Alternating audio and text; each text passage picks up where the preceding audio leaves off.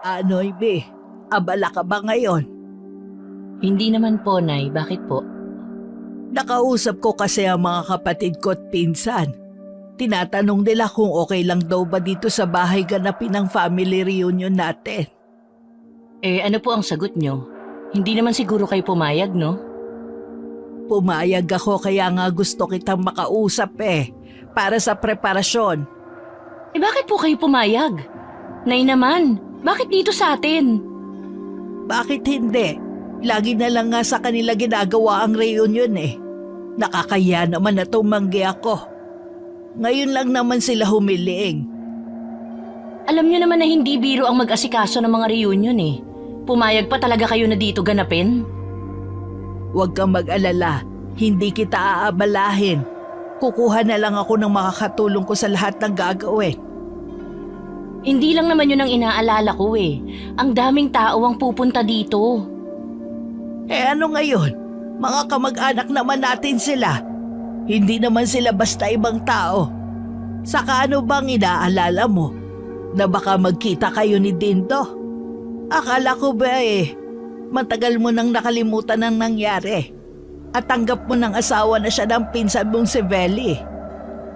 Wala na po sa akin yun. Ang akin lang naman, Nay, bakit dito pa sa bahay natin? Pwede naman kayong magrenta na lang ng lugar na pagdadausan ng reunion nyo. Nakakaya naman kung yun ang sasabihin ko sa kanila. Baka isipin nila ayaw ko magpatuloy dito sa bahay natin. Ang liit kasi ng bahay natin Tapos dadagsain ng mga kamag-anak natin na puro payabangan lang naman ang laman ng usapan. Gusto rin kasi ng mga tsuhin at tsahin mo na dito ganapin para makasama ka naman nila. Napapansin kasi nila na tanging ikaw lang ang hindi pumupunta sa mga okasyon ng pamilya. Sana sinabi niyo na lang na abala ako sa trabaho at wala akong panahon sa pakikipagplastikan kamo. Hindi mo naman kailangan makipagplastikan Maging totoo ka lang. Maging totoo ka lang sa sarili mo at sa pakikiharap sa kanila. Okay na yun. Alam niyo naman ang iba nating kamag-anak. Mga pintasera at akala mo mga kung sino na. Tiyak na meron na naman silang ipipinta sa akin kapag nakita nila ako. Tingnan niyo nga ang itsura ko Hindi ka aya-aya. Ayoko mapahiya sa kanila. Huwag mo na lang silang pansinin. Tsaka maganda naman ang trabaho mo. Isa yan sa pwede mong ipagmalaki.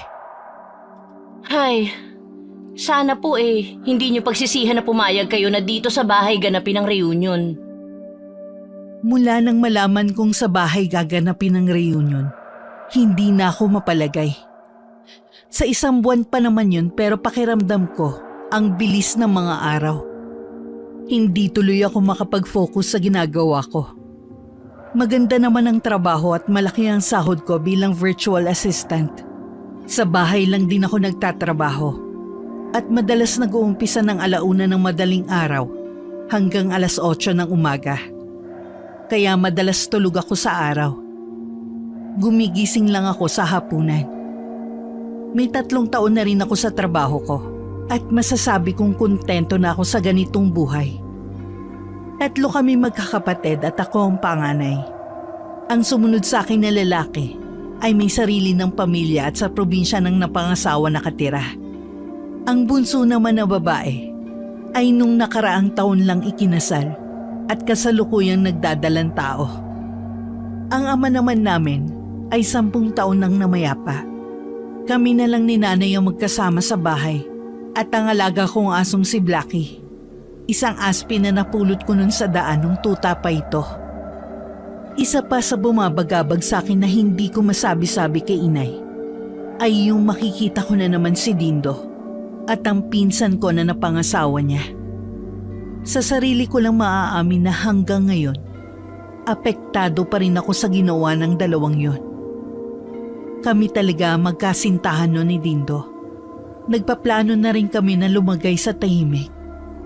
Siya rin ang kauna-unahang kong nobyo, kaya masasabi kong mahal na mahal ko siya. Malapit kami sa isa't isa ng pinsan kong si Veli. Kahit sa Maynila siya lumaki at magkaiba kami ng paniniwala. Naging malapit pa rin kami dahil pareho kami ng hilig na gawin. Minsan nagbabakasyon siya sa probinsya namin. Ipinakilala ko sa kanya si Dindo na siyang malaking pagkakamali na ginawa ko. O bakit ngayon ka lang yata nagising? Napasara po ang tulog ko na eh. Mamaya pa naman po ang trabaho ko. Gusto mo bang initing ko ang ulam? Wag na po. Ako na lang ang mag-iinit mamaya kapag kakain na ako. Nakausap ko nga pala ang Tia Julie mo. Bago ang araw ng reunion pupunta na siya dito sa atin para daw matulungan ako sa paghahanda. Siya lang po ba o kasama na niya ang buong pamilya niya? Sila lang mag-asawa. Si Veli at ang asawa niya. Sa mismong araw na ng reunion pupunta. Ganun po ba? Kahit hindi ka magsalita, alam kong may bumabag-abag sa'yo. Tungkol ba sa pinsan mo at kay Dindo? Kahit po ba matagal na yung nangyari, sana naman magkaroon sila ng kahihiyan man lang na pumunta dito. Hindi naman lingid sa mga kamag-anak natin ang nangyari noon. Pero bakit pakiramdam ko mas kinakampihan pa nila si Veli kaysa sa akin? Ako na nga yung naagawan, parang ako pa ang lumalabas na masama sa pamilya natin. Hindi naman sa ganon. Kaya lang siguro iniisip nila na wala na sa iyo yun. Kasi nga matagal nang nangyari. Puro na lang matagal nang nangyari. Palibhasa kasi hindi nila alam ang naramdaman ko noon. Ibig bang sabihin, nasasaktan ka pa rin hanggang ngayon? Mahalaga pa ba ang nararamdaman ko ngayon? Kahit kayo, wala na akong ibang naririnig sa inyo kundi matagal nang nangyari. Kaya wag niyo na lang akong tanungin pa. Hindi naman mahalaga ang nararamdaman ko Dahil sa sama ng loob, tinalikuran ko na lang si nanay. Ayoko na kasing madagdagan ng mga sasabihin ko. Wala naman talagang nakakaunawa sa akin kundi ang sarili ko lang. Dama ko na mula nang mawala si Itay, wala na akong karamay sa lahat ng mga problema ko. Kung nandito pa sana siya, siguradong hindi magagawang agawin ng pinsan ko si Dindo. Naging mabilis ang mga araw. Isang araw bago ang reunion na gaganapin sa mismong bahay namin, dumating na ang Tia Julie at iba pa naming kamag-anak na tutulong umano sa paghahanda. Dahil tulog ako maghapon, gabi na nang magising ako. Papunta ako sa kusina nang maulinigan ko ang sinasabi ng tiyahin ko kay Inay. Bakit daw ako hinahayaan na hindi man lang ako dumalo sa mga nakaraang okasyon? Depensa ni Nanay, abala lang daw ako sa trabaho. Tumikhim ako para ipaalam na nandun ako. Nagmano naman ako at bumati sa tiyahin ko at sa iba pang naroon. Wala din akong imik na kumuha ng pagkain at bumalik sa kwarto ko. Kinabukasan, maaga pa lang abala na ang lahat. Samantalang ako na natili lang ako sa loob ng kwarto ko. Kumuha pa ng ibang makakatulong si Nanay para kahit papano ay makaharap pa siya sa iba naming kamag-anak. Nang nandun na ang lahat, pinuntahan ako ni Nanay sa kwarto ko. Ba't hindi ka pa bihis? Nandyan na ang mga kamag-anak natin. Yung ibang pinsan mo, hinahanap ka na. Nandyan na rin ang mga kapatid mo. Kailangan pa ba ako sa reunion nyo? Aba, syempre naman. Ano na lang iisipin ng mga kamag-anak natin? Hanggang ngayon takot ka pa rin sa tao? Iniisip ko lang po kasi ang trabaho ko. Di magpakita ka na lang sa kanila. Tapos kapag oras na ng trabaho, saka ka magpaalam na. Sige po, magbibihis na po ako. Nang lumabas si Inay, saka ko naman kinuha ang damit na isusuot ko. Nang bigla akong mapasulyap sa malaking salamin. Sobrang taba ko na pala. At para akong may 5 anak na. Noon ko lang napagtuunan ng itsura ko. Kaya pala ganun na lang ako kung tingnan ng Tia Julie ko. Parang nanlilibak ang tingin sa akin. Para tuloy gusto kong pagsisihan na hindi ko man lang pinaghandaan ang okasyon na to. Nung lumabas ako, natuon sandali sa akin ang paningin ng mga kamag-anak namin. Ang mga pamangkin ko ang unang lumapit sa akin at nagmano. Nilapitan rin ako ng iba kong mga pinsan na kasama ang kanilang pamilya, maging ang mga kapatid ko. Pagkatapos ng maiksing kumustahan, nagtungo na lang ako sa isang sulok at doon nagmukmok. Hindi ko akalain na lalapitan ako ng pinsan kong si Veli. Kumusta ka na, Noemi? Balita ko, asensado ka na raw. Okay naman. Sino naman ang nagbalita sa'yo niyan? Ang nanay mo, ipinagmamalaki ka nga niya sa amin eh. Sabi pa nga niya, kahit hindi ka na magtrabaho, mabubuhay ka na daw na parang reyna. Ikaw lang daw tong mapilit na magtrabaho pa rin. Siya nga pala, ang ganda ng sasakyan mo sa garahe ha. Ang laki na rin ang ipinagbago ng bahay ninyo. Ikaw rin ba ang nagpaayos? Oo. Para maging komportable naman si inay. Hindi ko na nga lang pinalakihan dahil dalawa lang naman kaming nakatira rito. Kung asensado ka na pala sa buhay, bakit hindi ka pa nag-aasawa? Abala kasi ako sa trabaho ko. Hindi ko namamalayan na lumilipas na pala ang panahon. Ibig sabihin, magpapakamatandang dalaga ka na talaga? Oops, matandang dalaga ka na nga pala. Sigurado naman ako na marami kaming matandang dalaga dyan. Saka, hindi sana ako tatanda ng ganito kung hindi ako naagawan. Ibig sabihin, apektado ka pa rin hanggang ngayon dahil sa nangyari? Kaya ba hindi ka dumadalo sa mga nakaraang okasyon? Dahil apektado ka pa rin na ako ang pinili ni Dindo na pakasalan? Ayaw mo kami makita? Hindi yun ang dahilan ko. Siguro naman binanggit sa inyo ni inay ang dahilan kung bakit hindi ako nakakadalo. Mukhang seryoso ang pinag-uusapan niyo ah. Kumusta, Noemi? Ayos lang. O sige, maiwan ko muna kayo ah. Kukuha lang ako ng pagkain. Yan pa rin pala ang isa sa hilig mo, ang kumain. Dapat nagda-diet ka na. Baka kasi kung kailan naiisip mo magbawas ng timbang eh. Hindi na pwede. Masarap kasi ang kumain eh. Kaya walang diet-diet sa akin lalo na kapag ganitong may okasyon. Hindi ko na hinintay na may masabi pa si Veli. Agad na akong tumalikod at nagtungo sa may kusina. Muntik pa nga ako mabangga ng mga batang nagtatakbuhan. Nang makakuha ng pagkain, pumunta ulit ako sa isang sulok. Nakita ko pa si Veli na seryoso ang muka at kausap ang asawa. Sa paligid maririnig ang mga payabangan at mga tanong na iniiwasan ko lagi. Naging kainip-inip sa akin ng mga sandali. Naghanap na lang ako ng bakanting upuan at doon pinanood ang mga kaganapan sa paligid.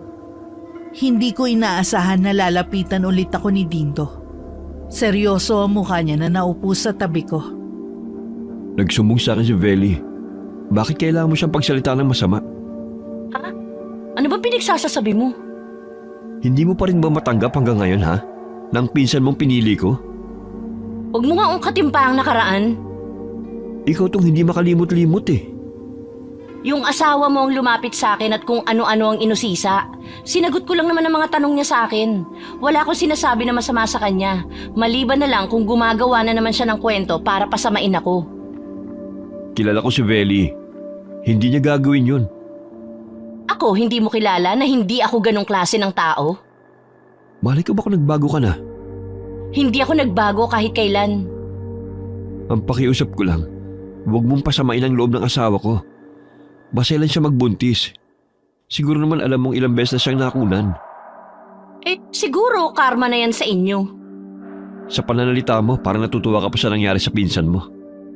Nasabi mo na siguro ang mga kasinungalingan ng asawa mo. Pwede mo na siyang balikan. Baka mag-isip pa yun ng hindi maganda kapag nakita niyang nag-uusap tayo. Hindi siya ganun.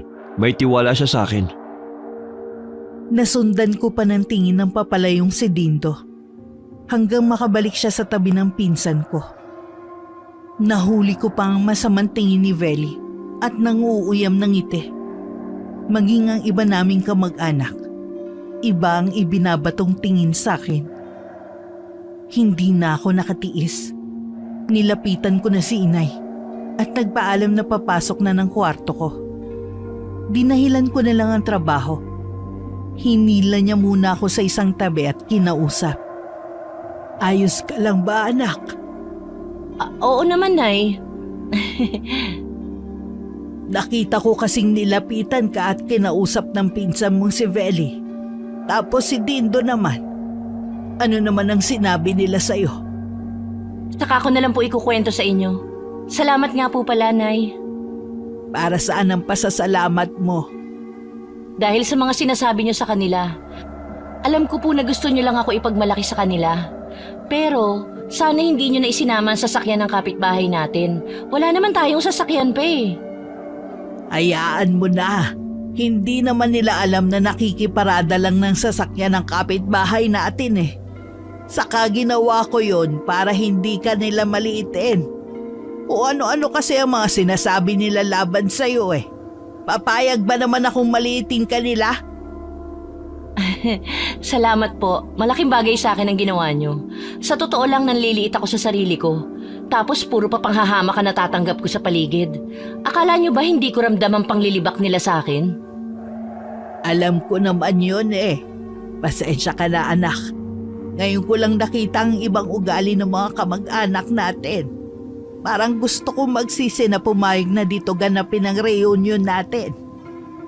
Huwag po kayong magsisi. At least pinagbigyan niyo sila para walang masabi. Sige na po, balikan niyo na ang pag-aasikaso sa kanila. Papasok na po ako sa silid ko. Saka na lang po tayo magkwentuhan. Nang nasa kwarto na ako, tsaka ako lang pinakawalan ng mga luha ko. Hinayaan ko lang na umagos yun. Wala naman talaga akong trabaho ng araw na yun. Dahilan ko lang yun kay inay. Pero wala pa rin akong pagpipilian, kundi ang makisalamuha sa mga kamag-anak namin na naroon. Hindi ko na alam kung anong oras nagsiuwian ang mga kamag-anak namin. Tinulog ko na lang kasi ang bigat ng nararamdaman ko. Kinabukasan na rin ako nagising. Paglabas ko, malinis na ang buong sala.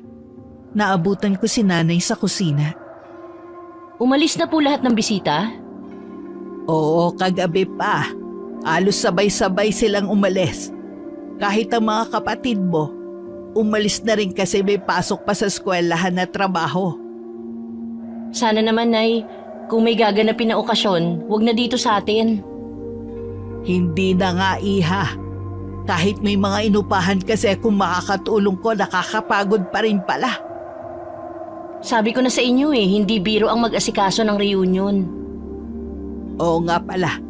Alam mo ba, marami sa kamag-anak natin ang nagsabi na kung pwede na makihiram sa iyo ng pera. Total naman daw wala ka pang pamilya. Ibang klase rin talaga ang mga iba nating kamag-anak, no? Anong akala nila sa akin? Gatasan nila? Hindi naman. Katulad kasi nung isang pinsan mo. Malapit ng mga anak sa pang-5 anak. Wala pa daw pera para sa panganganak. Hindi daw kasi makaipon-ipon dahil sapat lang ang sahod ng asawa. Kasi nagparami ng anak, hindi naman pala sapat ang kinikita. Tapos ako nga abalahin. Sabi ko nga kahit wala ka pang sariling pamilya marami ka rin akong gastusin. Tama lang ang sinagot nyo. Kahit may pera ako, hindi ako magpapautang sa kanila. Hay nako, wag na nga natin silang pag-usapan pa. Wala ka naman komunikasyon sa kanila. Kaya hindi ka rin nila makakausap para utangan. Hindi naman lingid sa akin na may mga kamag-anak kami na hindi nakakariwasa sa buhay. Pero sa totoo lang, hindi ako malapit sa kanila.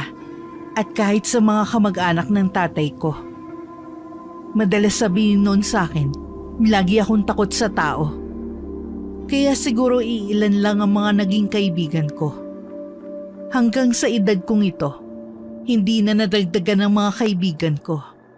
Naayos lang naman sa akin. Nang sumunod na araw, dahil sa kaabalahan ko sa trabaho at pagtulong kay nanay sa tindahan, nakalimutan ko na ang naging pag-uusap namin ni Dindo nung araw na yun. Bumalik na rin ang ugali ko na laging masungit at mainitin ang ulo. Marami ang nagsasabi na dahil daw sa pagiging matandang dalaga ko. Nalipasan na daw ako ng panahon, kaya pabago-bago ang mood ko. Kahit ang mga bata sa amin, nasusungitan sa akin. Kapag ako nagbabantay sa tindahan ni nanay, Madalas na walang bumibili kapag nakikita nila ako. Ayaw mo kasing lambingan ng boses mo eh. Para ka kasing naghahamon lagi ng away eh. Wala na ako magagawa, ganito na ako. Hindi ko na ito mababago pa. Kung talagang gusto mo, magagawa mong baguhin. Baka kapag ikaw ang laging bantay dito sa tindahan ko eh. Baka wala nang bumili. Baka mapilitan ako magsara na lang. Nasa kanila na yon kung dito ba sila bibili o sa ibang tindahan. Huwag nilang idahilan na dahil ako ang bantay. Kapag kasi ako yung nandito, hindi sila makautang. Hindi nila ako kayang utuin, hindi katulad ninyo. Malambot ang puso sa mga nangungutang. Yang mga katwiran mo talaga. Maiba nga pala ako. Nakausap ko ang Tia Julie mo. Alam mo bang nakuna ng pinsan mong si Veli? Nung ibalita niya, kalalabas lang daw ng ospital. Pangatlo na yun na ipinagbuntis niya. Wala talaga siyang swerte sa pagbubuntis. Baka po karma na yun sa kanila. Huwag ka nga magsalita ng ganyan.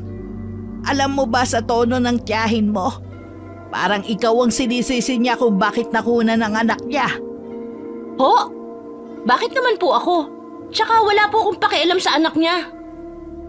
Nagsumbong daw kasi si Veli na kung ano-ano ang sinabi mo nung araw ng reunion dito sa bahay. Sumama daw ang loob.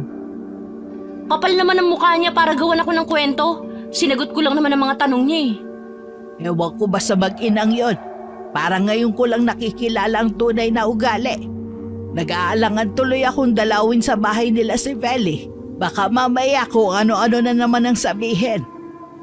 Huwag niyo na lang pong dalawin. Hayaan niyo na sila. Tama na yung mga pakikisama ninyo sa kanila noon. Wala naman tayong atraso sa kanila. Kung tutuusin, si Veli naman talaga ang may atraso sa akin. Magsabi ka nga ng totoo. Hanggang ngayon ba mahal mo pa si Dindo? Sa tingin ko po, Nay, mahal ko pa rin siya. Alam niyo naman na siya lang ang naging nobyo ko. Masakit sa akin na yung pangarap naming bumuo ng pamilya, sila ng pinsan ko ang tumupad. Bakit hindi ka nagsabi sa akin? Dalawa na nga lang tayo dito sa bahay eh. Inililihim mo pa ang nararamdaman mo. Ayoko lang po na mag-alala pa kayo sa akin. Nasanay naman kayo na kaya ko lahat ng problema eh. Lahat naman ay may hangganan ng katatagan. Lahat tayo, nangangailangan din ng taong masasandalan. Ano pa ba ang silbi ng pagiging nanay ko? Okay na po ako, Nay. Kung dati kinaya kong mag-isa, lalo na ngayon. Basta kung kailangan mo nang makakausap, nandito lang ako, ha? Huwag mo naman sana akong baliwalain. Opo, Nay. Tatandaan ko po. Gumaan kahit papano ang pakiramdam ko mula nang magkausap kami ng inay. Para bang biglang naglaho ang pader sa pagitan naming dalawa. Noon ko mas naramdaman na mahal din pala ako ni nanay. Na dati akala ko baliwala lang ako sa kanya. Mas madalas kasing si tatay ang nakakausap ko noon. At hingahan ko ng saloobin ko nung nabubuhay pa siya.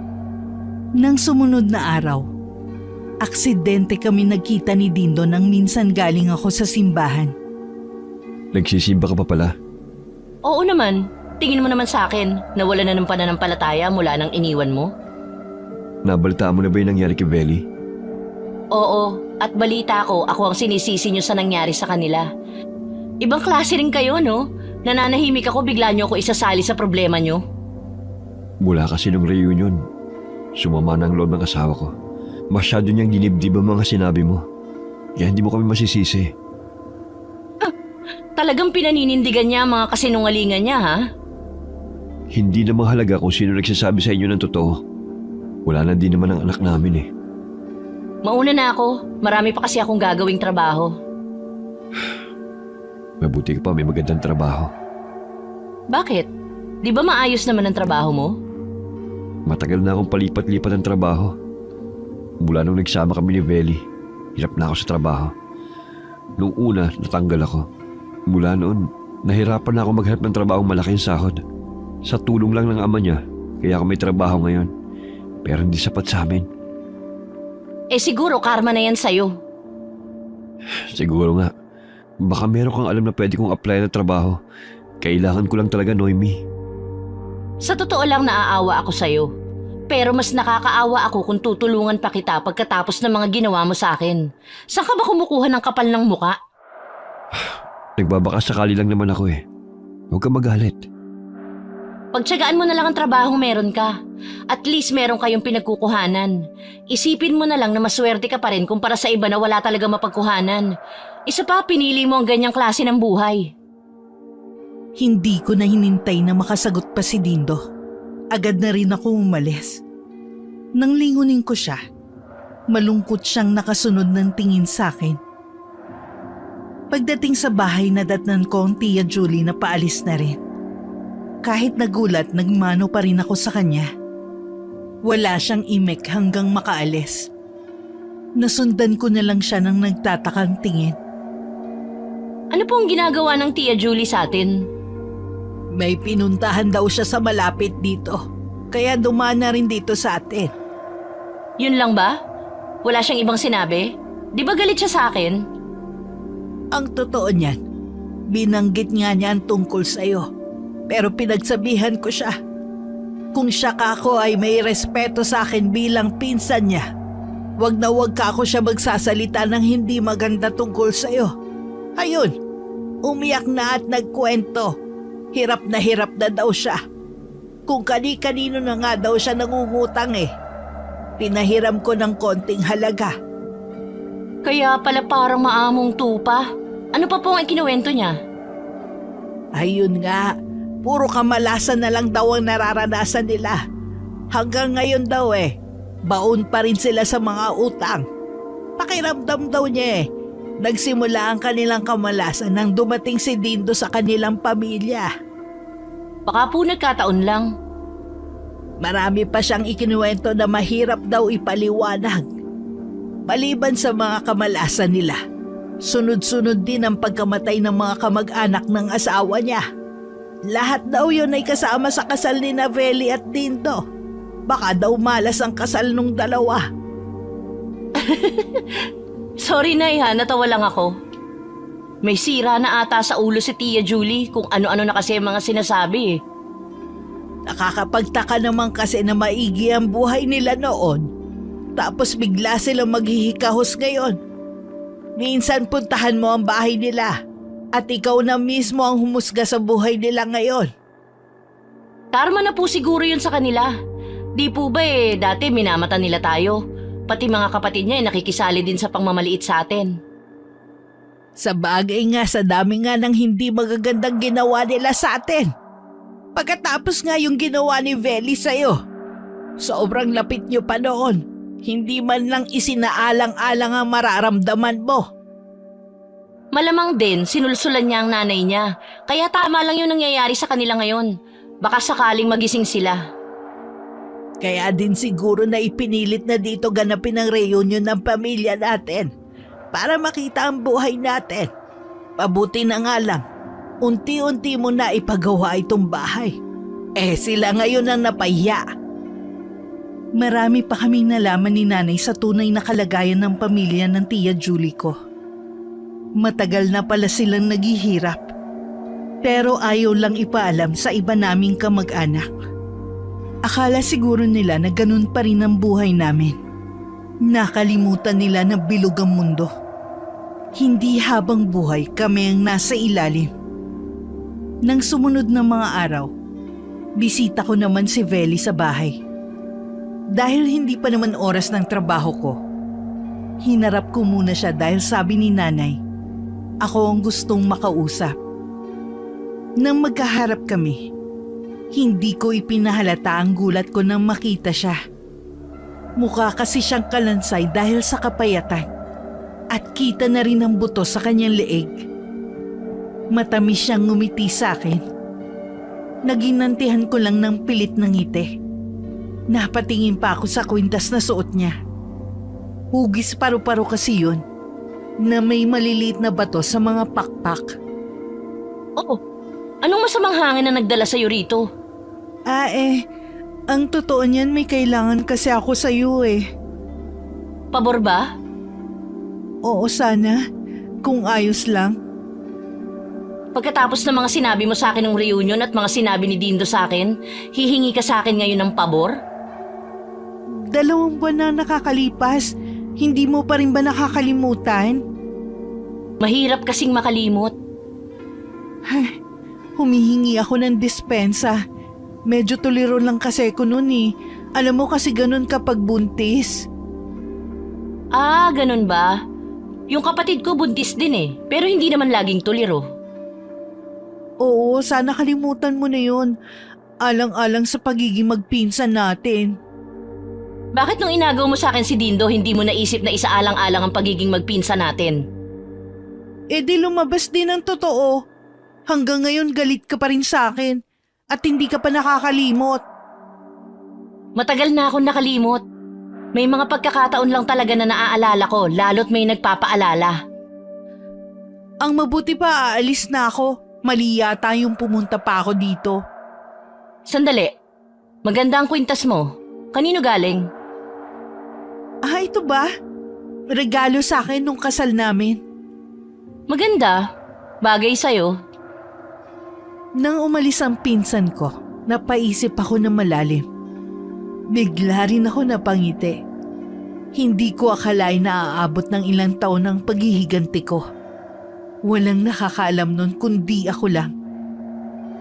1 linggo na rin ang nakakalipas mula nang pumunta sa bahay ang pinsan ko. Mula nga noon, wala pa ako nababalitaan tungkol rito. Si inay lang kasi ang nagkukwento sa akin sa nangyayari sa kanila na nababalitaan din niya sa iba naming kamag-anak. Ilang araw na rin ako mag-isa sa bahay namin. Anumang araw kasi manganganak na ang kapatid ko. Medyo masela ng pagbubuntis niya. Kaya gusto niya nasa tabi niya si nanay. Kapag ganitong wala akong trabaho, nakabantay lang ako dito sa tindahan namin. Sayang din kasi ang benta. Malumanay na rin akong magbenta para hindi nangingilag sa akin ng mga bumibili. Habang abala ko sa mga ginagawa ko, wala akong kaalam-alam na madalas na palang nagtatalo ang pinsan ko at si Dindo. Ano? Nagsisisi ka na bang ako ang pinili mo na pakasalan? Wala akong sinasabing ganyan. Wala ka nga sinasabi pero kita ko naman sa mga kinikilos mo. Huwag ka na nga magkaila pa. Pagod ako araw-araw sa trabaho. Pagkatapos ikaw ang alam mo lang gawin, awayin ako. Nakakagalit kasi eh. Ang tagal na natin nagsasama pero bakit hanggang ngayon, ganito pa rin ang buhay natin? Bakit hindi man lang tayo umaasenso? Paano puro ka gastos imbis na magtipid? Baon na nga tayo sa utang eh. Masisisi mo ba ako? Sanay ako sa maluhong buhay. Alam mong solo lang akong anak kaya lahat ng gusto ko, ibinibigay ng mga magulang ko. Kaya tama lang na ibigay mo rin sa akin ang lahat ng nakasanayan ko. Iba ang buhay may asawa. Dapat alam mo yan. Kailangang iwasan mo ng mga nakasanayan mo. Paano tayo aasenso kung alam mo lang gawin ay gumastos?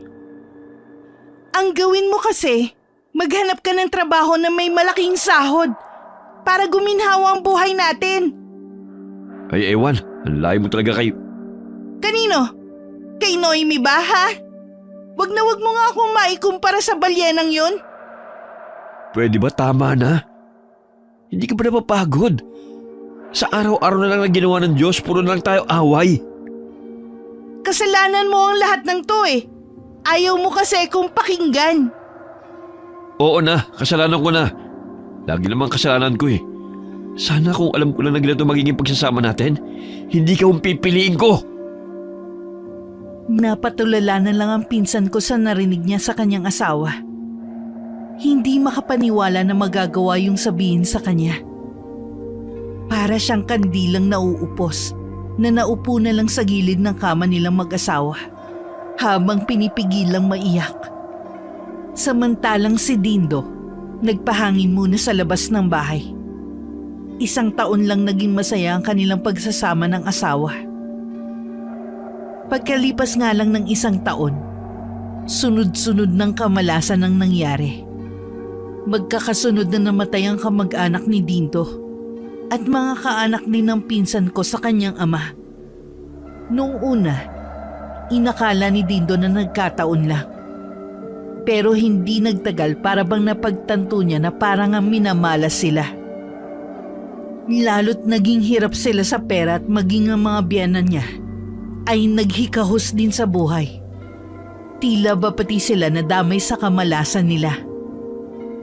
Muli siyang bumalik sa kwarto at naubutan niyang umiiyak ang pinsan ko. Sa tingin ko, isa sa atin may kargada. Ano ka mo? May palagay akong sadya tayong minamalas. May nagbigay sa atin ito. Hindi kita maintindihan. Ano bang pinagsasabi mo? Hindi mo ba naiintindihan ang sinabi ko? Sadyang minamalas tayo. Ang sunod-sunod na pagkamatay ng mga kamag-anak natin, sadya yung nangyari. Para tayong sinumpa. Sino naman ang gagawa nun sa atin? Hindi ko alam. Siya lang ang taong may galit sa atin. Si Noemi. Siya ang nagbigay sa atin ng kamalasan.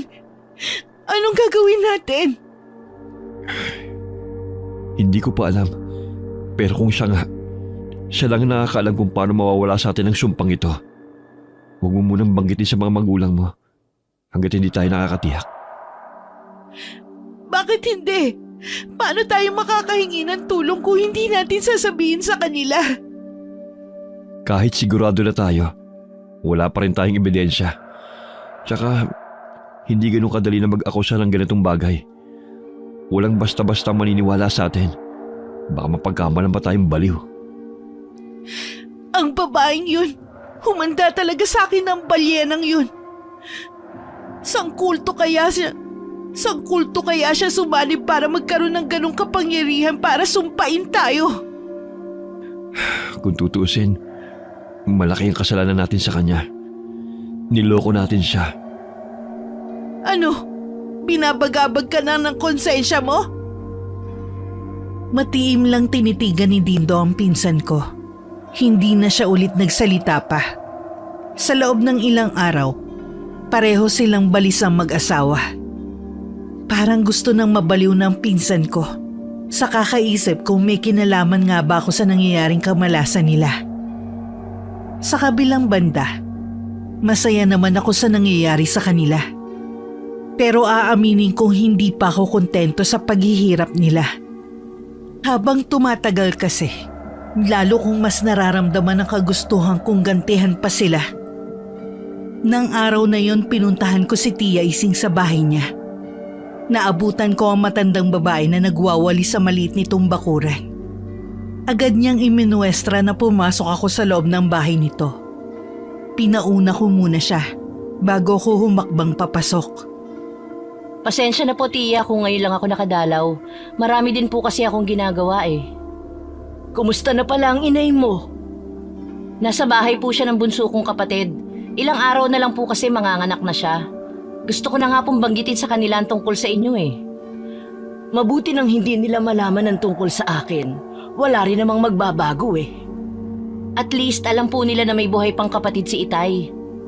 Maiba nga pala ako. Mag-iingat ka. Nakakatunog na sila na hindi lang nagkataon ng mga kamalasan na nangyayari sa kanila. Baka bigla silang sumugod sa'yo. Mabuti nang maging handa ka. Hindi pa nga ako lubusang nakakaganti sa kanila eh. Hindi ako papayag na maging masaya sila habang ako nagdurusa. Nakikita ko ang sarili ko sa'yo. Kaya siguro agad mo kung nakapalagayan ng loob. Ano pong gagawin natin, Chang? Ako na ang bahala, Iha. Ipaubaya mo na lang sa akin ang lahat. Salamat po, Chang. Siya nga po pala, may dala akong pasalubong sa inyo. Hindi na rin po ako magtatagal, dadalawin ko na lang po kayo sa ibang araw. Tipid lang nang umiti si Tia Ising sa akin. Nakatatandang kapatid siya ni Itay. Aksidente ko lang nalaman ang tungkol sa kanya. Noong burol ni Itay, napansin ko siyang nakaitim na belo na umiiyak sa sulok. Hindi siya pamilyar sa akin, kaya nagtataka ako kung bakit ganun na lang ang iyak niya. Kinutuban ako na baka kamag-anak siya ni Itay. Nung una ko siyang kausapin, tumanggi siya na kilala niya ang ama ko. Pero malaki ang pagkakahawig niya kay Itay. Kaya malakas ang kutob ko na kamag-anak namin siya. Nung una ko siyang kausapin, tumanggi siya na kilala niya ang ama ko. Pero malaki ang pagkakahawig niya kay Itay. Kaya malakas ang kutob ko na kamag-anak namin siya. Noong araw ng libing, hindi agad ako umalis. Malakas kasi ang pakiramdam ko na pupunta siya. Hindi nga nagtagal, dumating siya. At halos umalik na sa lupa ang mukha niya sa matinding pagdadalamhati. Narinig ko rin na tinawag niyang kapatid ng aking ama. Nang kumprontahin ko siya, hindi na rin siya tumanggi. Naging malapit kaagad ako sa kanya. Siguro dahil iisa ang dugong nananalaytay sa amin. Nung iwan ako ni Dindo, si Chang ang naging sandalan ko. Doon ko rin nalaman na isa pala siyang mangkukulam. Pareho naming pinagplanuhan noon kung paano ako makakaganti kay Dindo at sa pinsan ko. Mga ilang beses pa akong bumalik sa bahay ni Tia Ising. May kailangan kasi kong ibigay sa kanya. Nakakailanganin niya para sa gagawing pangungulam. Binilinan niya ako na kailangan kong magsuot ng itim na damit tuwing araw ng Martes at Biyernes. Bakit itim lahat ang suot mo? Para ka naman nagluluksa niyan. Hindi ba yan ang pinakaayaw mong kulay? Gusto ko lang po subukan ng ganitong kulay ng damit. Komportable naman pala. Naninibago talaga ako sa kilos mo nitong mga nagdaang araw. Pabago-bago rin ang ugali na pinapakita mo. Siguro po naiinip na rin ako dito sa bahay. Naiisip ko nga po kung ano kaya kung magbakasyon muna ako. Ano ang trabaho mo? Wala naman pong problema sa trabaho ko. Pwede naman po ako magtrabaho kahit nasa bakasyon ako. Ay oo nga pala. Saan mo naman balak pumunta? Iniisip ko pa po Okay din naman kung magbabakasyon ka. Nasa tamang edad ka na rin naman. Basta lagi ka lang mag-iingat. Sobra-sobra na nga po sa tamang edad Natutuwa ako na kahit madalas ka pa rin masungit, tumatawa ka na rin at nagbibiro. Depende pa rin po sa mood ko. Naiilang na lang si nanay sa naging sagot ko sa kanya. Magaan lang talaga ang pakiramdam ko ng mga oras na yun. Dahil alam ko ng mga sandaling yun, may nagdurusa dahil sa kulam na ginagawa ni Tia Ising. Ang uri ng kulam na ginagawa nito ay tinatawag na paktol. Mabuti na lamang na itago ko pa ang ibang gamit ni Dindo at yun ang ibinigay ko kay Chang para sa gagawin nitong kulam. Ang nagpangiti pa sa akin, alam ko mahihirapan ang mga doktor na malaman ang tunay niyang sakit. Dalhin ka na namin sa doktor. Kanina pa masakit ang ulo mo. Nakailang inom ka na ng gamot pero hindi pa rin tumatalab. Huwag na. Wala na naman tayo na itatabing pera Manghihiram muna ako sa mga magulang ko. Ang dami-dami na nga nating utang sa kanila Titiisin ko na lang to. Ilang araw mo na yan tinitiis. Baka kung ano na yan. Iinom na lang ulit ako ng gamot. Huwag na sanang matigas ang ulo mo. Sakit nga lang ito ng ulo. Baka isipin pa ng mga magulang mo ang arte-arte ko. Pilitin mong kumain. Baka kaya hindi tumatalab ang gamot kasi walang laman ng sikmura mo. Napipilitan na lang tumango si Dindo sa pinsan ko. Kahit parang babaliktad ang sikmura, pinilit pa rin niyang kumain. Nakakailang subo pa lang siya. Umayaw na siya. Nung gabing yun, hindi rin dalawin ng antok si Dindo. Patindi rin ng patindi ang pananakit ng kanyang ulo. Pakiramdam din niya, para siyang nilalagnat sa loob ng katawan. Hirap na rin siyang makahinga, kaya umupo na lang siya buong gabi. Gabi-gabi ay ganun ang nararamdaman ni Dindo. Dahil wala laging tulog, bumagsak na ang katawan niya. Hanggang nawalan na siya ng malay. Isinugod siya sa ospital at lumabas sa pagsusuri ng mga doktor. Wala siyang sakit. Baka kailangan sa espesyalista ka magpakonsulta para malaman talaga natin ang totoong sakit mo. Mahusay naman ang tumingin sa akin doktor kanina. Baka nga wala talaga akong sakit. Tingnan mo nga ang itsura mo sa salamin. Tsaka mo sabihin sa akin na wala kang sakit. O sige, para matigil ka na. Magpapatingin ako bukas na bukas din. Inaalala ko rin kasi na baka mabaon na naman tayo ng utang sa mga magulang mo eh. Alam mo naman na hindi sila ganun kaluwag sa pera eh. Sa mga magulang ko lang naman tayo mababaon sa utang eh. Hindi naman sila ibang tao. Tsaka handa naman silang tumulong. Kinabukasan nga, muling dinala ng pinsan ko si Dindo sa doktor. Maraming pagsusuri ang pinagdaanan niya. Ngunit wala talagang makitang diferensya sa kanya. Kahit ang mga magulang ng pinsan ko ay nagtataka na rin sa resulta ng mga pagsusuri. Dahil kung titignan nga naman, aakalain ng kahit sinong tumingin kay Dindo na may sakit siya. Nung araw ding yun, nagpauwi na rin si Dindo. Ayaw na kasi niyang lumaki ang babayaran nila sa ospital. Sa bahay na lang daw siya magpapagaling. Bakit ba hindi nila makita ang sakit mo? Baka nga wala talaga akong sakit, Veli. Anong tawag sa nangyayari sa'yo? Sige nga, ipaliwanag mo. Baka may kumukulam sa akin. Ha? Kulam? Pero sino naman? Si Noemi? Siya lang may matinding galit sa akin. Ang babaeng yun, humanda siya sa akin. Anong gagawin mo? Pupuntahan ko siya sa kanila, ano pa ba? Kailangan niyang itigil ang ginagawa niya sa atin. Huwag ka muna magpadalos-dalos. Wala tayong ebidensya laban sa kanya. Ano pa bang ebidensya? Malinaw naman siya ang nasa likod ng nangyayari. Oo nga, pero kapag nagpadalos-dalos ka sa gagawin mo, baka tayo lang mapasama. Ano? Hihintayin pa ba natin na lumala ka? O mamatay bago ko kumilos? Ang kailangan ko ngayon isang magaling na albularyo. Wala naman akong kilalang albularyo dito sa atin. Saan ako maghahanap? Pwede ka naman magtanong-tanong sa mga kakilala mo o kaya sa mga magulang mo. O sige, magpahinga ka na muna at lalabas lang ako. Iniwan muna sandali ng pinsan ko si Dindo. Walang kamalay-malay ang asawa niya na pupunta sa bahay namin ng pinsan ko. Nang sandaling yun, nakaalis na ako ng bahay na sinasabi ko kay nanay na bakasyon. Nagulat naman ang inay sa biglaang pagsulpot ni Veli sa bahay namin. Oh, napadalaw ka, Veli. May kailangan ka ba? Nandyan po ba si Noemi? Wala siya eh.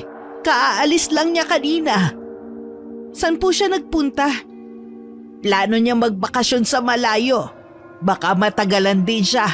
Ano bang sadya mo sa kanya? Di bali na lang po. Sa kanya ko lang po pwedeng itanong. Sige po, aalis na ako. Sige. Sasabihin ko na lang sa kanya kapag tumawag siya. Sinulyapan pa ng pinsan ko ang bintana ng kwarto ko na nakaharap sa may kalsada bago umalis. Nagtataka naman ang inay sa tila kakaibang kilos ng pinsan ko. Pagka-uwi ni Veli sa bahay nila, agad niyang kinausap ang mga magulang niya. Sinabi niya sa mga ito na baka kinukulam si Dindo at kailangan nila ng albularyo. Sinabi naman ng tiyuhin ko na may kakilala ang kumpare niya. Kakausapin di umano niya ang kaibigan tungkol sa albularyong kakilala nito. Kahit papano'y nakahinga ng maluwag ang pinsan ko.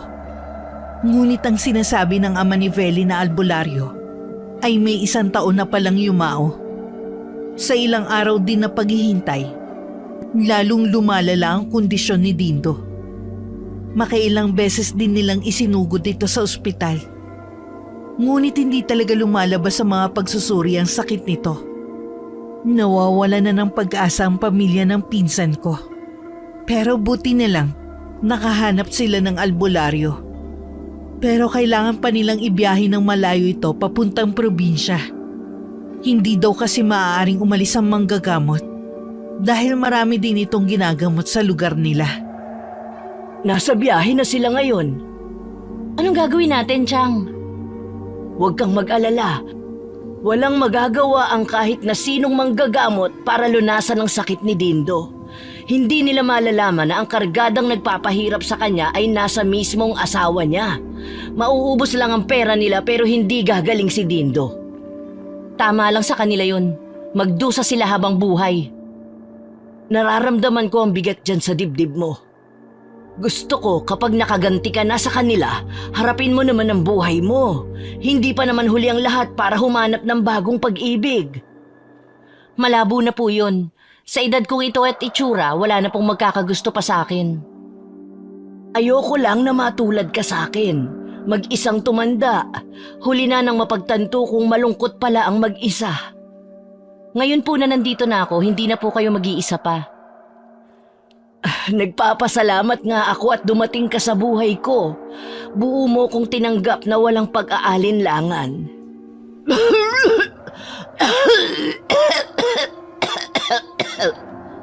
Ayos lang ba kayo, Chaising? May dugo! Matagal na akong may sakit. Baka ilang buwan na lang ang itatagal ko sa mundong ito. Kaya po ba napansin kong hirap kayong huminga at mahinang kumain? Oo, halos hindi na rin kasi tanggapin ang tiyan ko ang kinakain ko. Bakit hindi niyo po sinabi na may sakit kayo? Di sana pinatingnan ko po kayo sa doktor. Baka mapadali lang ang buhay ko kung magpapagamot ako. Mas kabisado ko pa ang sarili kong katawan kaysa sa mga doktor na yan. Alam ko kung paano pahahabain pa ng kaunti ang buhay ko. Sasamahan ko po kayo hanggang sa huling sandali ng buhay niyo. Hindi po ako aalis sa tabi niyo, Chang. Baka hanapin ka ng nanay mo kung matagal kang mawawala. Pwede ko naman po siyang dalawin paminsan-minsan. Saka po, abala din po yun dahil bagong panganak ang kapatid ko. Hindi na nun mapapansin kung matagal akong mawawala sa bahay. O sige, ikaw ang bahala. Gusto ko lang sabihin na ang mga huling sandali ko sa mundong ito na kasama ka, ang pinakamasayang alaala na babaunin ko sa kabilang buhay. Sa totoo lang po, sa inyo lang ako naging malapit. Hindi po talaga ako naging malapit sa kahit kaninong kamag-anak natin. Ewan ko ba, ramdam ko kasi na hindi totoo ang kanilang pakita sa akin. Hindi katulad ninyo na ramdam kong tanggap nyo agad ako. Dama ko ang kalungkutang bumabalot sa pagkatao mo. Gusto ko kapag nawala ako, isama mo sa aking himlayan ng bigat dyan sa dibdib mo. Kung yan po ang huli ninyong habilin. Gusto ko rin, habang nandito ka sa bahay ko, maging masaya tayo. Tumango lang ako kasabay ng pagpatak ng luha ko sa mga mata. Ang sikip ng dibdib ko para bang sasabog na. Kung kailan naging malapit ako sa isa sa mga kamag-anak ni Itay, tsaka ko naman malalaman na may taning na ang buhay ni Chang. Nang mga sumunod na araw, masigla naman si Tia Ising. Laging nakangiti kapag magkausap kami. Kaya naman ako, pilit ko na lang inaalis sa isipan ko na lilisanin na rin niya ang mundo namin. Samantala, kinausap naman ng albularyo ang pinsan ko pagdating pa lang nila sa bahay nito. Sabi nito may kargada siya at kailangan niyang ibalik ang kwintas kung kanino niya yun kinuha. At kailangan din tanggapin yun ng may-ari. Ang kwintas ni umano na yun ang nagdadala ng kamalasan sa kanilang pamilya at sakit kay Dindo. Hanggat hindi napuputol ang sumpa, may mga susunod pa di umanong mamamatay. Sinabi naman ng pinsa ko kay Dindo ang mga sinabi ng albularyo. Sino ba nagbigay ng kwintas na yan? Hindi ko nga alam eh. Kasama lang to sa mga regalo sa atin nung kasal natin. Paano may babalik yan kung hindi mo kilala kung kanino galing? Baka kay Noemi galing to. Ibabalik ko sa kanya to. Di ba sabi nung albularyo, kailangan kapag binalik mo yan sa may-ari, tanggapin niya ng buong puso. Sa tingin mo kaya, tatanggapin kagad yan ni Noemi? Paano kung itanggi niya na sa kanya yan? Anong gagawin natin? Marami pang kamalasan ang darating sa atin kapag hindi natin to sinuli. Hindi ko na rin alam. Pigang-piga na rin ang utak ko sa pag-iisip ng solusyon sa problema natin. Yun lang daw ang tanging solusyon para maputol ang sumpa, sabi ng albularyo. Suportahan mo muli si Noemi sa kanila. Kung kinakailangang lumuhod ka sa harapan niya, gawin mo. Ano? Paano mo maaatim na sabihin yan? Kung alam mo lang na gustong-gusto ko nang lamutakin ng babaeng yun. Tapos sasabihin mo lumuhod ako sa harapan niya? May iba ka pa bang naiisip na solusyon? Siguro ayos lang sa'yo na mamatay ako. Hindi ko naman gustong mamatay ka. Hindi ko lang kasi maatim na luluhod ako sa harapan niya. Hindi naman siya santo para luhuran ko. Hindi nga. Pero huwag mong kalimutan na malaki ang kasalanan natin sa kanya. Tayo ang dahilan kung bakit gumaganti siya ngayon. Alam ko lang na ganito ang mangyayari. Sana hindi na lang kita inakit noon. Huwag na tayo magsisiyan pa. Nangyari na to. Solusyonan na lang natin. Hindi ko naman kasi akalain na kakagati mo ang mga ginagawa ko noon eh. Karma na to sa atin. Hindi ko alam kung hanggang saan ko kakayanin ang sakit na dinadanas ko ngayon. Pero ayoko pang mamatay. Kaya gumawa ka ng paraan. Nakikiusap ako sa iyo. Pinauwi muna ng albularyo ang pinsan ko at si Dindo. Yun lang daw kasi ang magagawa ng albularyo sa kanila. Pagdating sa bahay, lalong tumitindi ang sakit na nararamdaman ni Dindo. Labag man sa kalooban, napilitan na rin ang pinsan ko na pumunta muli sa bahay namin. Nadatnan pa niya ang inay na nag-aayos ng paninda sa tindahan nito. Nandyan na po ba si Noemi? Nung isang araw umuwi tapos umalis din uli. Binanggit ko na rin na hinahanap mo siya dito nung isang araw. San ko po kaya siya pwedeng puntahan? Naku, pasensya ka na. Hindi ko kasi alam ang eksaktong lugar kung nasan si Noemi. Ano bang kailangan mo sa kanya? Mahalaga po ang sadya ko sa kanya. Kaya baka alam niyo kung saan ko siya pwedeng puntahan. Baka may naaalala kayong lugar na binanggit niya. Talagang wala eh. Masyado na kasing malihim ang batang yun mula pa nung magsama kami ni Dindo. Alam ko po hanggang ngayon may galit pa rin siya sa amin ng asawa ko. Ikaw lang ang nag-iisip sa bagay na yan. Matagal na nakalimot si Noemi. Sigurado po ba kayo dyan? Gano'n niyo po kakilala ang anak niyo? Alam niyo po ba kung anong mga ginagawa niya, ha? Huminahon ka, iha. Hindi mo kailangan magalit. Ano bang ginawa sa inyo ng anak ko? Sa pagkakaalam ko nung reunion lang ulit kayo nagkita. Malaki po ang atraso ng anak niyo sa amin. Una, inuulan kami ng kamalasan. Marami sa kamag-anak ng tatay ko ang sunod-sunod na namatay. Tapos ngayon, binigyan niya ng sakit si Dindo. Kinulam ng anak niyo ang asawa ko. Mahabaging langit, hindi yan magagawa ng anak ko. Regular na nagsisimba ang anak ko kahit gaano pa siya kaabala sa trabaho niya. At isa pa, wala ngang kaibigan si Noemi. Magkakaroon pa ng kakilalang mangkukulam. Malay niyo naman, mismong anak niyo ang mangkukulam. Hay! Huwag mo ngang paparatangan ng anak ko ng mangkukulam, ha? Mabait ang anak ko, hindi ka tulad mo. Pagkatapos kanyang pakisamahan at ituring na kapatid, pangaagaw pa sa nobyo niya ang iginanti mo. Tapos ngayon paparatangan mong mangkukulam ang anak ko dahil lang sa sunod-sunod na kamalasan na nangyayari sa pamilya mo. Wag mo na ulit paparatangan ng kung ano-ano si Noemi. Dahil kung hindi, ako na ang makakalaban mo. Hindi na nakahuma pa ang pinsan ko dahil sa nakikitang galit kay inay. Marami na rin ang nakikiusyosong kapitbahay namin na narinig ang kanilang pagtatalo. Walang nagawa ang pinsan ko kundi ang umalis na lamang. Sinundan pa siya ng matalim na tingin ni inay kasabay ng pag-iling. Ni sa hinagap, hindi akalain ni inay na paparatangan ako ng ganun ng pinsan ko. Nang sumunod na araw na pag-uwi ko para kumuha ng gamit, nagsumbong sa akin si inay sa pagpunta ng pinsan ko sa bahay namin. Sila pa talaga may ganang paratangan ka na magkukulam. Malay mo naman, Nay. Totoo ang sinasabi nila tungkol sa akin. Tumigil ka nga. Kahit biro ayoko maririnig na sinasabi mo yan. Gusto ko lang po na gumaan ang usapan natin. Masyado kayong seryoso eh. Paano? Paratangan ka ba namang mangkukulam? Sa tingin mo kaya kahit sinong ina matutuwa? Nako, kung hindi ako nagtimpe, baka nasa bunutan ko na ang babaeng yon. Huwag niyo na lang pong harapin kapag nagpunta ulit dito sa bahay. Pwede ba yon? Katulad nung nagpunta dito, nagkataon na sa tindahan ako. Alangan naman na pagtaguan ko. Tsaka hindi ko naman akalain na yun pala ang sadya niya. Bakit po hindi muna kayo dun sa kapatid ko tumira? Para po maalagaan niyo siya at yung apo ninyo.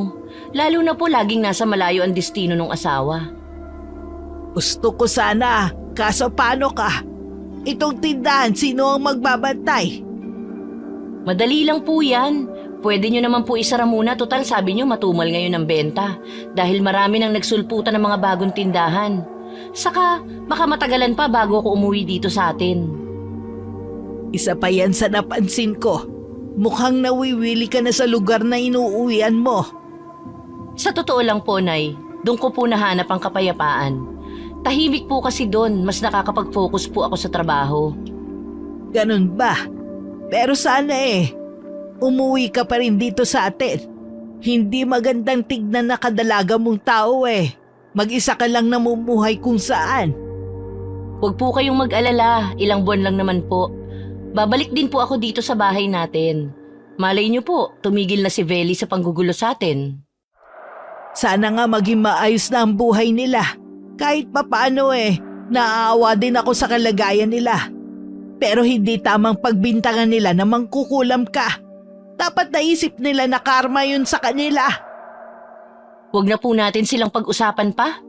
Ang importante po maayos ang buhay natin at kahit wala na po si Itay, masaya pa rin tayo. Tama ka dyan, anak. Paano? Ayusin ko muna ang mga gamit na dadalhin ko sa pagpunta sa kapatid mo. Pinauna ko munang umalis nun si nanay. Ako na lang ang nagsara ng bahay at tindahan niya. Paalis na sana ako nang matanaw ko ang pagdating ni Veli.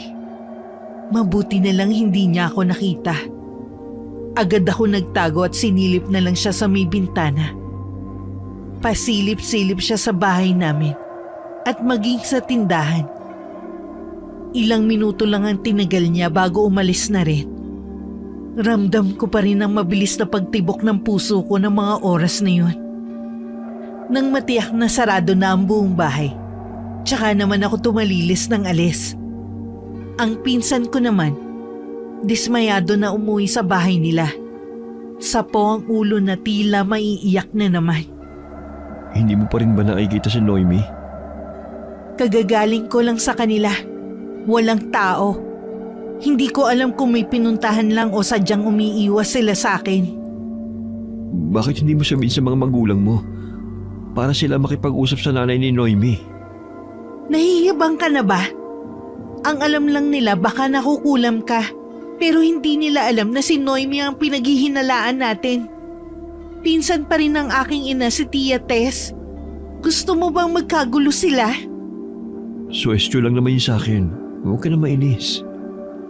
Baka lalong magalit sa'yo ang mga magulang ko. Baka ikaw pang sisihin nila. Alam mo naman na ayaw ng ama ko na magpakasal tayo noon. Dahil naging kayo ni Noemi. Bakit hindi mo lang iwan ang kwintas na yan kung saan? O kaya itapon mo. Baka maputo lang sumba kapag ginawa mo yun.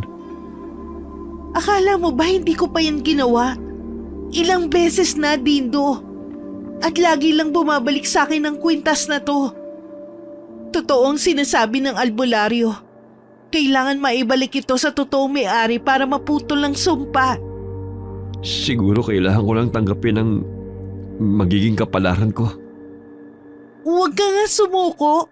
Kita mo naman na gumagawa ako ng paraan. Hirap na kasi ako Hindi na nga ako makapagtrabaho. Pabigat ba ako sa inyo? Ayoko ng ganitong buhay. Kaya mabuti pang mawala na lang ako Huwag mo munang isipin yan. Ang mahalaga gumaling ka. Salamat. Akala ko tatalikuran mo na ako ngayon na may sakit na ako. Harapin natin ito na magkasama. Basta huwag ka lang susuko. Nilapitan pa ng pinsan ko si Dindo para hagkan sa noo. Baka sa kanya ang awa sa nakikitang malaking pagbabago sa itsura ng asawa. Para kasing tumanda ang asawa dahil sa iniindang sakit. Kahit hirap na, pinilit pa rin ni Dindo na ngumiti sa pinsan ko. Minsan umuwi ako ng bahay namin. Naabutan ko na doon si Veli na naghihintay sa loob ng gate namin. Wala akong pagpipilian kundi ang harapin siya. Tinitigan ko siya ng diretso sa kanyang mga mata at pilit kinalma ang sarili ko. Ayoko kasing mahalata niya na meron akong tinatago. Mabuti naman naabutan kita. Meron kasi ako. Nabanggit na sa akin ng inay. Ilang beses ka nga daw nagpunta rito. Oo. San ka nga pala naglalagi? Iniwan niyo na ba talaga itong bahay niyo? Hindi naman. Nabalitaan mo naman siguro na bagong panganak lang ang kapatid ko, kaya kailangan nasa tabi niya ang nanay namin. Ako naman, nakahanap ako ng lugar na tahimik at nakakapag-isip ako ng matiwasay. Talaga? Mabuti ka pa. Habang kami walang tulog lagi. Nabanggit sa akin ni nanay na pinagbibintangan mo raw akong mangkukulam. Ibang klase ka rin, no? Mula pagkabata magkasama na tayo, tapos iisipin mo na mangkukulam ako, ha? Ikaw lang kasi ang may motibo para kulamin o ipakulam si Dindo. Ako lang ba? O baka gusto niyo lang ako sisihin para umiwas kayo sa kasalanan niyo sa akin? Gusto niyo akong baliktarin para kayo ang magmukhang biktima? Hindi totoo yan. Tahimik kaming namumuhay tapos sunod-sunod ang kamalasan namin. At nagkasakit na nga si Dindo. Kahit ang mga doktor, hirap tukuyin ang tunay niyang karamdaman. Bakit ako sisisihin niyo? Dapat siguro naisip mo na karma na yan sa inyo. Maawa ka na sa amin, Noemi. Hindi ko na alam ang gagawin ko. Ayoko mamatay si Dindo. Tulungan mo kami. Pasensya na, wala akong maitutulong sa'yo. Sabi mo nga kinulam si Dindo. Bakit hindi kayo lumapit sa isang albularyo? Ginawa na namin yan. Ang sabi lang niya, kailangan ko ibalik sa tunay na may-ari ang kwintas na to para maputol ang sumpa. Kaso hindi ko naman alam kung kanino isosoli ito. Hay, pasensya ka na talaga, Veli. Wala din ako maitutulong sa'yo eh. Mula nang traidorin mo ko, kinalimutan ko na ang pagiging magkamag-anak natin. Noemi, kung kinakailangan luluhod ako sa harapan mo, mapatawad mo lang kami ni Dindo sa ginawa namin sa'yo. Kahit yun man lang maibigay mo sa amin. Hindi na kailangan. Kahit ano kasi ang gawin mo, hindi na mababago ang pagtingin ko sa'yo. Walang-wala na nga kayo, may sakit na ang asawa mo, mapagmataas ka pa rin. Paano ako maniniwala sa sinseridad sa gagawin mo? Sabihin mo kung anong gusto mong gawin ko. Mapatawad mo lang kami. Lahat gagawin ko. Wala kang dapat gawin kundi ang umuwi at alagaan na lang ang asawa mo. Huwag ka nang babalik dito. Yun lang ang hiling ko. Iniwan kong umiiyak ang pinsan ko. Ni katiting wala akong makapang-awa o simpatsya man lang sa kanya. Siguro tuluyan ng binalot ng galit ang puso ko. Kinuha ko lang ang ilang gamit ko at umalis na rin ako. Lingid sa akin, hindi pa umaalis si Veli. Dahil sa lalim ng iniisip ko, hindi ko na malaya na nasundan niya ako hanggang makauwi ako sa bahay ni Tia Ising. Hindi mo siguro na malaya na nasundan ka. Ho? Ano pong ibig niyo sabihin? Nasundan ka ng pinsan mo. Ano pong gagawin natin? Ako ang bahala sa kanya. Siguro tama lang na pati siya turuan ng leksyon para madala. Lumakad si Tia Ising sa munting altar. Mula roon, kinuha niya ang isang kwintas na kapareho ng suot ng pinsan ko. May iniusal siya doon na hindi ko maunawa ang mga salita. Ilang sandali lang, narinig na lang namin ang matinis na tili ni Veli sa labas ng bahay. Nakita ko siyang nagtatatakbo patungo sa tricycle na naghihintay sa kanya. At saka yun humarurot paalis. Nagtatanong ang tingin ko kay Tia Ising. Ngunit kibit balikat lamang ang tinugon niya sa akin. Samantala, Umiiyak naman na umuwi ang pinsan ko sa kanilang bahay. Kahit ang mga magulang niya, labis ang pagkagulat nang makita siya. Nagkaroon kasi ng mga butlig ang buong katawan ng pinsan ko. Habang tumatagal, lumalaki yon at makate. Sana hindi mo na lang siya sinundan. Alam mong delikadong ginawa mo. Gusto ko lang naman malaman na kung saan siya naglalagi. Mali ko bang ganito mangyayari sa akin? Ang malas natin. Sobrang malas. Siguradong siya rin ang may kagagawa nito. Tanggapin na lang natin ang kapalaran natin. Hanggat galit sa atin si Noemi, hindi mawawala sa atin ang sumpang ito. Ayoko. Hindi ko matatanggap. Tahan na. Malay mo may himalang mangyari. Magdasal na lang tayo. Pakikinggan pa kaya niya tayo sa laki ng kasalanan natin? Huwag kang mawalan ng pag-asa. Basta manalig lang tayo at magbalik loob. Walang imposible sa kapangyarihan niya. Patuloy lang sa pag-iyak ang pinsan ko. Tahimik naman si Dindo na tila nga nagdarasal siya sa isip. Na mga sumunod na araw, tuluyan nang naratay si Tia Ising sa higaan niya habang nasa tabi niya ako. Wala ring tigil ang pag-agos ng mga luha ko ng mga oras na yun. Dama ko kasi anumang oras. Babawian na ng buhay si Tia Ising. Gusto ko kapag nawala na ako, sunugin mo ang mga gamit ko sa pangungulam. Oo, sana po wag muna kayong umalis. Alam naman natin na doon na rin ako papunta. Masaya ako at nakasama ko ang isa sa mga pamangkin ko.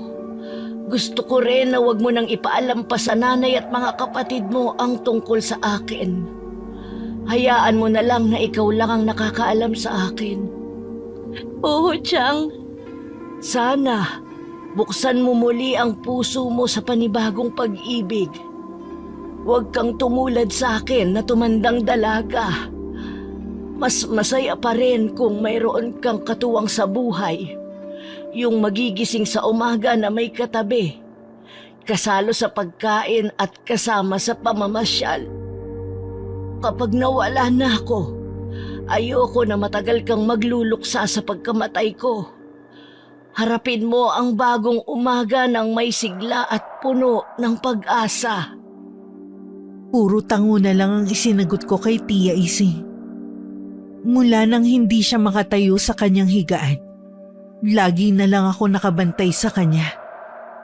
Madalas sa hating gabi nagigising siya at humihingi ng tubig. Hindi na kasi siya makakain kahit anong pilit ko. Saktong 1 linggo na maalam na si Tia Ising.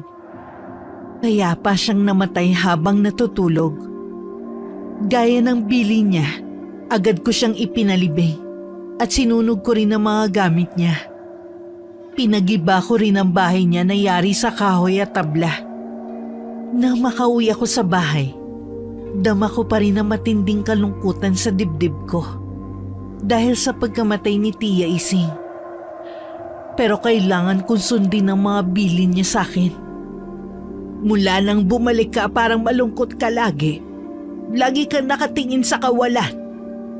Nagluluksa po kasi ako sa pagkamatay ng isang mabuting kaibigan. Siya ba ang may-ari ng tinirhan mo? Ano ang kinamatay niya? Matagal na po siyang may sakit. May taning na ang buhay niya. Kaya ba ilang buwan ka rin tumigil sa bahay niya? Opo, gusto ko kasing makasama siya sa mga huling sandali ng buhay niya. Ikinalulungkot ko ang nangyari sa kaibigan mo. Alam kong masakit sa'yo pero hanggang doon na lang talaga siya. Matagal na po niyang tinanggap ang nakatadhana sa kanya.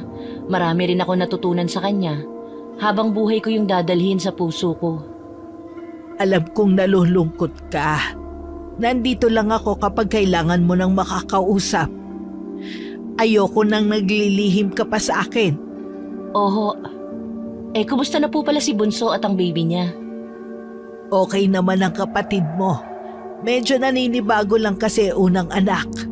Pero natututunan na rin niya kung paano maging ina. At ang pamangkin mo naman, sobrang taba. Kung makikita mo yung mga braso at hita, parang mga longganisa sa pintog. Nako, nakakatuwang bata.